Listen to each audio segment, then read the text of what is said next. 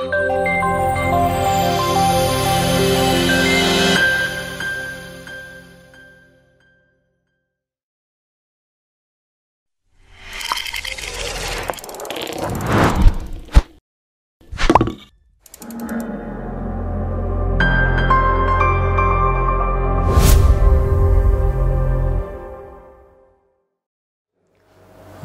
bismillahirrahmanirrahim. Assalamualaikum warahmatullahi wabarakatuh.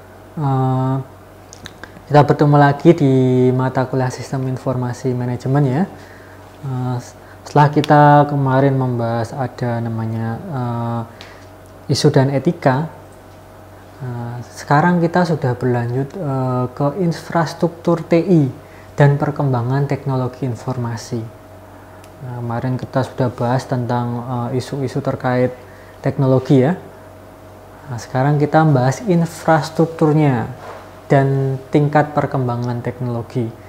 Kalau di awal kita bahas ada perangkat lunak, perangkat keras, kemudian jaringan. Itu bagian dari infrastruktur teknologi informasi. Oke, kita ke infrastruktur teknologi informasi dulu ya. Nah, sebuah infrastruktur TI atau teknologi informasi mempunyai investasi dalam perangkat keras, perangkat lunak, dan layanan seperti konsultasi, pendidikan, dan pelatihan yang dibagikan meluas ke seluruh perusahaan atau meluas ke seluruh unit bisnis di dalam perusahaan. Nah, infrastruktur TI suatu perusahaan menyediakan fondasi untuk melayani pelanggan, bekerja dengan para pemasok, dan mengelola proses bisnis internal perusahaan. Nah, tadi contohnya ada website ya, ada intranet dan extranet. Kalau intranet itu lebih ke dalam ya, kantor aja, tapi kalau extranet itu lebih hubungannya, webnya itu hanya bisa diakses oleh vendor atau pemasoknya. Nah, kita lihat di sini, di bagian ini ada hubungan di antara perusahaan infrastruktur TI dan kapabilitas bisnis. Yang pertama kita sudah belajar ya, ada strategi bisnis, kemudian ada strategi TI, kemudian ada teknologi informasi. Nah, ini akan dihubungkan yang dengan namanya layanan dan infrastruktur TI. Nah, ini akan berdampak pada apa? Layanan konsumen, layanan pemasok, dan layanan pelanggan. Kalau strateginya bagus, strategi bisnisnya sudah bagus, TI-nya bagus, teknologi informasinya juga oke, tapi infrastrukturnya jelek, softwarenya nggak stabil, kemudian perangkat kerasnya kecepatannya kurang. Nah, ini akan menyebabkan layanan konsumen, pemasok, dan layanan perusahaan itu akan terganggu. Nah, makanya ini ada hubungan yang kuat.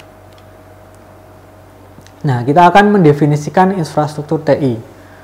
Nah, di sini suatu infrastruktur TI terdiri atas serangkaian perangkat fisik dan aplikasi perangkat lunak yang diperlukan untuk mengoperasionalkan keseluruhan perusahaan.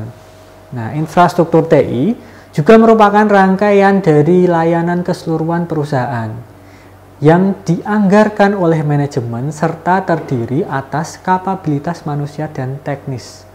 Nah, layanan-layanan ini meliputi hal-hal sebagai berikut. Yang pertama yaitu menghitung platform yang digunakan untuk menyediakan layanan komputasi yang menghubungkan karyawan, pelanggan, dan pemasok ke dalam lingkungan digital yang terkoordinasi. Jadi ada platformnya dulu. Nah, ini platform ini nanti yang menghubungkan ya, karyawan, pelanggan, pemasok. Kemudian ada jasa telekomunikasi. Di sini menyediakan konektivitas data, suara, dan video kepada karyawan, pelanggan, dan pemasok.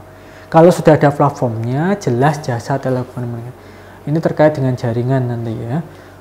Misalkan koneksinya bagaimana, sudah 4G atau berapa Mbps nanti, itu terkait jasa telekomunikasi. Yang selanjutnya yaitu jasa manajemen data, menyimpan dan mengelola data korporat, serta memberikan kapabilitas untuk menganalisis data. Nah, di sini lebih ke penyimpanan datanya, ke servernya nanti ya.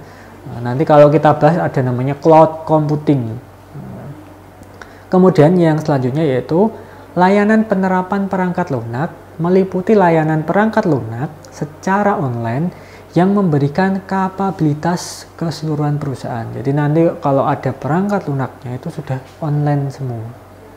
Jadi bisa diakses dengan mudah. Kemudian layanan manajemen fasilitas fisik yang mengembangkan dan mengelola instalasi fisik yang diperlukan untuk komputasi, telekomunikasi, dan layanan manajemen data. Jadi nanti ada fasilitas fisiknya ya, di mana kita menaruh server, di mana kita menaruh komputer, menghubungkan jaringan. Nah, itu nanti ada manajemennya. Nah, kemudian kita lanjutkan lagi yaitu evolusi infrastruktur TI. Nah, infrastruktur TI dalam organisasi saat ini merupakan hasil evolusi selama 50 tahun ya dalam platform komputasi. Nah, terdapat 5 tahapan dalam evolusi ini, masing-masing merepresentasikan suatu konfigurasi komputasi yang berbeda mengenai daya dan elemen infrastrukturnya.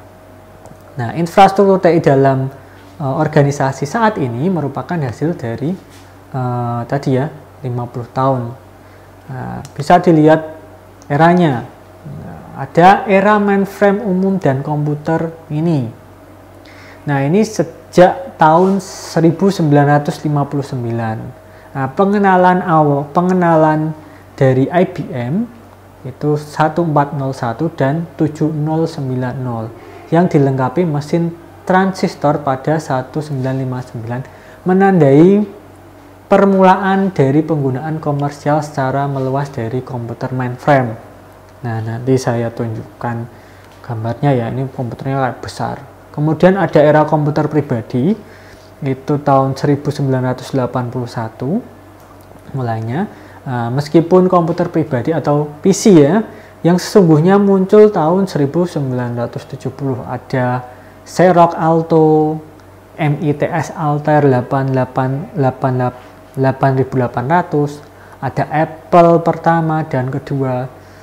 Nah, ini hanya disebutkan beberapa saja ya. Kemudian mesin-mesin tersebut hanya didistribusikan secara terbatas kepada para penggemar komputer. Kemudian selanjutnya lagi yaitu ada era klien atau server, ini tahun 1983. Nah, pada komputasi klien atau server itu ada desktop maupun laptop yang disebut klien, terhubung dengan sebuah komputer server prima yang menyediakan berbagai layanan dan kemampuan berbagi komputer klien. Nah, ini biasanya bisa di LAN lah namanya sekarang. Kemudian era komputasi perusahaan. Dengan semakin berkembangnya internet sebagai area komunikasi yang terpercaya sejak 1995, organisasi mulai serius menggunakan TCP atau IP, Transmission Control Protocol atau Internet Protocol, untuk menggabungkan jaringan mereka yang terpisah. Nah, ini sudah mulai ya di sini penggunaan internet tahun 95. Oke. Yang terakhir yaitu era komputasi cloud dan mobile, itu tahun 2000. Nah, di sini mulai adanya pertumbuhan kapasitas bandwidth internet telah mendorong model konfigurasi klien server lebih maju, menuju apa yang disebut yaitu model cloud computing. Nah, cloud computing mengacu pada model komputasi yang menyediakan akses ke dalam sumber daya komputasi yang terintegrasi dan boleh dibagikan. Nah, di sini komputer, perangkat penyimpanan, aplikasi, dan layanan melalui sebuah jaringan yang biasa disebut dengan internet ya, seperti sekarang ini. Nah, contohnya apa sih cloud computing? Nah, nanti kita bahas ya. Kemudian selanjutnya teknologi mendorong dalam evolusi infrastruktur.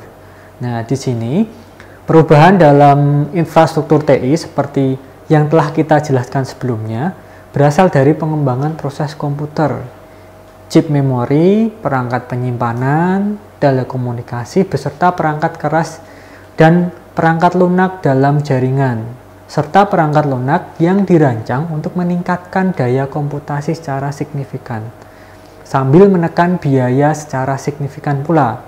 Nah, ini lebih dikenal namanya hukum Moore. atau kekuatan mikroprosesor. Nah, setidaknya ada 3 variasi dari hukum Moore. Nah, di sini yang pertama yaitu kemampuan mikroprosesor meningkat 2 kali lipat setiap 18 bulan. Nah, ini sudah kita bahas di bab 2 kayaknya. Kemudian kemampuan komputasi meningkat 2 kali lipat setiap 18 bulan juga. Kemudian yang selanjutnya, harga komputasi berkurang setengahnya setiap 18 bulan. Nah, inilah pendorong dalam evolusi infrastruktur TI. Nah, kemudian ada hukum media penyimpanan digital berkapasitas besar. Nah, di sini teknologi kedua yang berperan dalam mendorong perubahan infrastruktur TI adalah hukum media penyimpanan digital berkapasitas besar. Jadi kalau penyimpanannya itu semakin besar, karena file yang dihasilkan juga semakin besar. Kemudian hukum Metcalfe dan ekonomi jaringan, yaitu hukum Moore dan hukum media penyimpanan berkapasitas besar membantu kita dalam memahami mengapa sumber daya saat ini begitu mudah diperoleh. Namun mengapa beberapa orang membutuhkan kinerja komputasi dan kapasitas penyimpanan yang lebih andal. Nah, jaringan ekonomi dan pertumbuhan internet akan menyediakan jawabannya. Nah, di sini ya, kalau nggak ada pertumbuhan internet juga susah. Makanya ada hukum ekonomi jaringan. Nah, Robert Metcalfe, penemu teknologi Ethernet atau Local Area Network, mengklaim sejak tahun 1970 nilai dan kemampuan jaringan telah bertumbuh dengan pesat seiring bertambahnya jumlah pengguna jaringan tersebut. Jadi ada jaringan internet ya, ini yang juga mendorong perkembangan infrastruktur teknologi informasi. Kemudian penurunan biaya komunikasi dan internet. Nah, teknologi keempat yang mendorong perubahan infrastruktur TI adalah penurunan biaya komunikasi secara cepat dan pertumbuhan internet yang luar biasa. Nah, ini masih tahun 2012 ya, diperkirakan 2,3 miliar manusia di dunia telah memiliki akses internet. Nah, ini menurut Internet World Stats 2012. Akibatnya semakin menurun biaya komunikasi yang hampir mendekati nol atau gratis. Penggunaan fasilitas komunikasi dan komputasi ikut membludak. Jadi sekarang sudah sangat mudah ya. Sekarang sudah mau masuk 5G, 4G. Nah, fasilitas istilahnya WiFi yang luar biasa murah, kuota yang murah. Nah, itu juga mendorong pertumbuhan infrastruktur TI. Kemudian pengaruh standar dan jaringan. Nah, saat ini infrastruktur dan jaringan internet untuk kegiatan komputasi tidak akan dapat dioperasikan tanpa persetujuan antara pihak perusahaan dengan pelanggan yang tersebar luas dalam hal standar teknologi yang dapat diterima. Standar teknologi adalah spesifikasi yang digunakan untuk membangun kompatibilitas sebuah produk dan kemampuan komunikasi suatu jaringan. Jadi ada standarnya ya nanti untuk proses jaringan itu bisa berjalan. Nah, seperti yang seperti berita, kalau belum di-unlock sistemnya, jaringan 5G di beberapa smartphone itu belum bisa digunakan. Nah, itu nanti terkait standarnya. Kemudian yang terakhir yaitu komponen infrastruktur. Nah, ini terdiri dari 7 komponen utama ya. Ini menggambarkan komponen beserta perusahaan penyedia komponen tersebut. Nah, komponen-komponen tersebut mewakili investasi yang dilakukan perusahaan yang harus dikoordinasikan satu sama lain untuk menciptakan infrastruktur saling menunjang bagi perusahaan tersebut. Nah, di sini ada eksternal dan internal ya. Nah, yang internal yang apa? Platform perangkat keras. Nah, itu ada IBM, kemudian Dell, HP, Apple. Nah, kemudian platform internal itu ada Apache, Microsoft, NET. Kemudian pengolahan dan penyimpanan data. Di sini ada Oracle, IBM, SQL Server, kemudian ada konsultasi dan pengintegrasian sistem. Nah, ini ada IBM, XP ya, ini ekosistem infrastrukturnya ya. Kemudian ada jaringan telekomunikasi, itu ada Linux, Microsoft Windows Server, Alcatel, ANT ini masih di luar dulu ya. Kemudian ini yang eksternal ya, itu ada platform sistem operasi, ada Microsoft Windows, Linux, Mac, Chrome, Android. Kemudian ada juga aplikasi perangkat lunak perusahaan seperti SAP, Oracle, Microsoft, dan IBM. Platform perangkat keras komputer. Nah, ini di sini lebih umumnya pada server. Pasar server umumnya sebagian besar menggunakan prosesor Intel ya, ataupun AMD. Nah, ini biasanya yang digunakan untuk perangkat kerasnya. Nah, pasar perangkat keras komputer menjadi semakin terkonsentrasi pada perusahaan-perusahaan besar seperti IBM, XP, Dell. Nah, selanjutnya yaitu platform sistem operasi. Nah, ini 90% PC menggunakan sistem operasi Windows ya, kalau sekarang sampai Windows 11 ya yang terbaru. Nah, kemudian ada operation sistemnya, yaitu ada Chrome. Nah, ini buatan Google ya, yang sering kalian pakai, ini browsernya. Kemudian ada Android, ya, ini terkait sistem operasi yang digunakan di platform mobile ya, smartphone. Kemudian kalau di Apple, di iPhone itu ada iOS. Nah, ini beda-beda nanti. Ini terkait platform. Kemudian pengelolaan dan penyimpanan data. Nah, ini lebih ke perangkat lunak perusahaan. Pengelola database bertanggung jawab mengorganisasi dan mengelola data perusahaan sehingga data tersebut dapat diakses dan digunakan secara efisien. Nah, ini ada namanya jaringan area penyimpanan atau storage area network yang menghubungkan berbagai perangkat penyimpanan yang terpisah melalui jaringan berkecepatan tinggi yang disimpan. Kemudian selanjutnya yaitu platform jaringan atau telekomunikasi.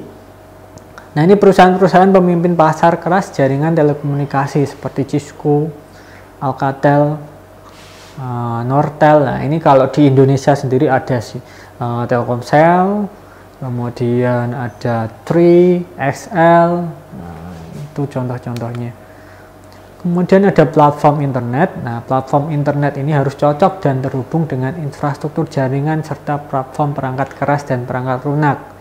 Mereka termasuk perangkat keras, perangkat lunak, dan layanan manajemen guna mendukung situs web perusahaan, termasuk layanan hosting, router, perangkat dengan atau tanpa nirkabel. Nah, ada wifi ya, ada router nanti. Kemudian ada layanan hosting web, mengelola server web berskala besar atau beberapa server sekaligus, serta menerima jasa pembayaran dan untuk penyediaan pengelolaan laman web suatu perusahaan. Jadi nanti web ada hostingnya, itu terkait platform internet dan juga jasa penyimpanannya juga berbayar. Kemudian tren perangkat keras terkini, ada platform digital mobile. Nah, platform digital mobile baru atau disebut netbook ditunjukkan untuk komunikasi dan akses internet nirkabel secara optimal. Ada komputer tablet seperti iPad dan pembaca e-book digital seperti Amazon Kindle, dilengkapi kemampuan mengakses laman web.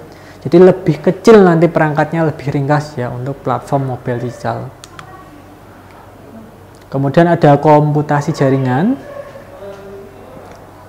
Nah, di sini melibatkan pengoneksian berbagai komputer yang berada pada lokasi geografis yang berjauhan ke dalam suatu jaringan tunggal, menciptakan superkomputer virtual dengan mengkombinasikan seluruh daya komputasi komputer tersebut pada satu jaringan.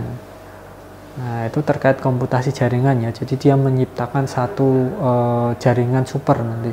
Kemudian ada virtualisasi, yaitu proses penyajian serangkaian sumber daya komputasi seperti daya komputasi dan kapasitas penyimpanan data, sehingga mereka dapat diakses tanpa batas oleh fisik atau geografis. Oke, nah ini cloud computing itu terdiri dari 3 jenis layanan yang berbeda. Yang pertama, infrastruktur cloud computing sebagai layanan. Nah, di sini konsumen menggunakan sumber daya komputasi untuk memproses, menyimpan, mengakses jaringan dan kegiatan lainnya dari penyedia layanan jasa cloud computing untuk menjalankan sistem informasi mereka. Jadi layanannya juga di sana kalau ini. Kemudian ada platform cloud computing sebagai layanan. Ini pelanggan menggunakan infrastruktur dan perangkat pemrograman yang kompatibel dengan layanan cloud computing yang disediakan untuk mengembangkan aplikasi mereka. Nah, ini contohnya pengembangan, misalkan kalau kalian ada Samsung itu menyediakan drive, iPhone itu ada cloud-nya. Nah, itu. Kemudian perangkat lunak yang terakhir, ketiga, perangkat lunak cloud computing sebagai layanan. Pelanggan menggunakan perangkat lunak yang disediakan oleh penyedia jasa cloud computing dan dikirim melalui jaringan. Nah, ini kalian bisa pakai namanya Google Drive. Nah, itu bagian dari cloud computing yang ketiga ini. Nah, ini platform cloud computing ini bisa digambarkan ya. Di sini ada server, desktop, laptop, komputer tablet. Nah, yang di tengah itu adalah cloud computing, ada layanan platform, aplikasi, dan infrastruktur. Nah, ini ada ya. Jadi ada layanan platform, ada jaringan komunikasi, manajemen identitas. Kemudian layanan aplikasi, ada perangkat lunak perusahaan, lingkungan kolaborasi. Kita lanjut aja. Nah, ini kemudian tren yang terbaru, yaitu green computing atau green IT ya. Ini mengacu pada praktik dan teknologi dalam merancang, memproduksi, menggunakan, dan menempatkan komputer, server beserta perangkat bawaannya seperti monitor, printer, hard disk sebagai perangkat jaringan dan komunikasi lainnya untuk meminimalisasi dampak bagi lingkungan. Jadi ini istilahnya bisa dikatakan teknologi yang ramah lingkungan. Nah, ini contohnya apa? Prosesor hemat energi dengan kinerja prima. Nah, di sini ada prosesor multicore, adalah sirkuit terintegrasi di mana 2 atau lebih inti prosesor dilekatkan untuk menunjang performa, menghemat listrik, serta memproses beberapa pekerjaan sekaligus dengan lebih efisien. Kalau contohnya sekarang sudah Core i9 ya, Core 9 kalau yang terbaru. Kemudian ada komputasi otonom, adalah upaya kalangan industri untuk menciptakan sistem yang dapat mengkonfigurasi, mengoptimalkan, menyesuaikan dirinya sendiri, memperbaiki diri sendiri ketika mengalami masalah, serta melindungi dirinya dari ketika ada penyusup yang ingin masuk dan menghancurkan dirinya sendiri. Nah, ini lebih ke komputasi otonom ya. Kemudian ada isu manajemen yang berhubungan dengan perubahan platform dan infrastruktur. Nah, di sini perusahaan yang menggunakan platform komputasi mobile dan cloud computing memerlukan kebijakan dan prosedur baru untuk mengelola platform tersebut.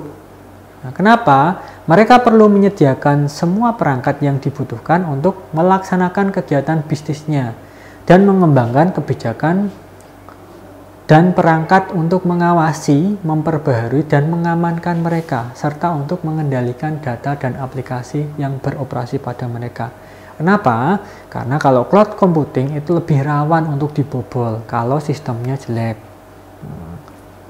Oleh sebab itu dibutuhkan ya sekarang yang namanya manajemen dan tata kelola atau governance. Nah, pertanyaan-pertanyaan penting lain seputar pengaturan TI adalah, haruskah setiap divisi dan departemen masing-masing bertanggung jawab terhadap keputusan yang diambil dirinya sendiri, ataukah infrastruktur TI harus dikontrol dan dikelola secara terpusat? Nah, di sini apakah pusat manajemen sistem informasi dengan manajemen sistem unit bisnis. Nah, ini menjadi pertanyaan terkait dengan bagaimana tata kelola terkait platform dan infrastruktur. Nah, kemudian melakukan investasi infrastruktur secara bijak. Di awal ketika kalian menjadi seorang manajer, investasi di bidang infrastruktur ini harus sangat bijak. Nah, kenapa? Nah, di sini infrastruktur TI merupakan bidang penting dalam investasi suatu perusahaan. Jika terlalu banyak investasi yang dikeluarkan untuk infrastruktur, maka akan banyak infrastruktur yang menganggur serta mengganggu kinerja keuangan perusahaan. Nah, di sini harus relevan. Kita butuh enggak gitu kan? Nah, contohnya di sini misalkan kita mau menyewa cloud computing, berapa kapasitasnya yang kita butuhkan. Nah, jangan beli yang besar kalau misalkan data kita kecil. Nah, itu adalah bagian-bagian kebijakan perusahaan ketika mengeluarkan investasi di bidang infrastruktur. Nah, kemudian ada biaya total kepemilikan aset teknologi. Model biaya namanya TCO ya, yang digunakan untuk menganalisis biaya langsung atau tidak langsung yang perlu dikeluarkan perusahaan untuk mengimplementasikan teknologi tertentu. Nah, ini penting nanti ya, kalau mau investasi harus pakai TCO, Total Cost of Ownership. Nah, yang terakhir yaitu model daya kompetitif untuk infrastruktur TI. Nah, ini di gambar 5.7 mengilustrasikan sebuah model daya kompetitif yang dapat Anda gunakan untuk menjawab pertanyaan mengenai seberapa banyak dana yang harus dihabiskan untuk perusahaan Anda pada infrastruktur TI. Yang pertama, permintaan pasar terhadap layanan perusahaan Anda. Semakin besar berarti investasinya juga semakin besar. Kemudian yang kedua yaitu strategi bisnis perusahaan Anda. Ini terkait faktor internal ya, tadi permintaan pasar, kemudian strategi bisnis, kemudian selanjutnya lagi strategi infrastruktur dan biaya TI perusahaan Anda.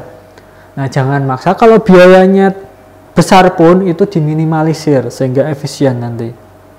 Kemudian teknologi informasi seperti apa yang digunakan. Kemudian di faktor eksternal itu ada layanan TI perusahaan pesaing, ya ini yang harus kita lirik ya, jangan sampai kita kalah dengan pesaingnya. Kemudian investasi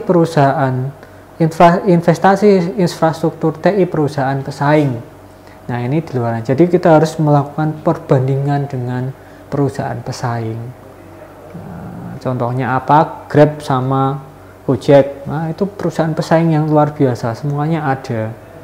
Nah, jadi dia bersaing. Sekarang ada lagi Shopee juga ikut-ikutan. Nah, itu layanan dan infrastruktur TI perusahaan Anda. Itulah yang menjadi model daya kompetitif untuk investasi infrastruktur teknologi informasi. Oke, sekian untuk materi yang kelima ini. Kita akan melanjutkan lagi ke materi selanjutnya. Sekian untuk pertemuan kali ini, saya akhiri sekian. Wassalamualaikum warahmatullahi wabarakatuh.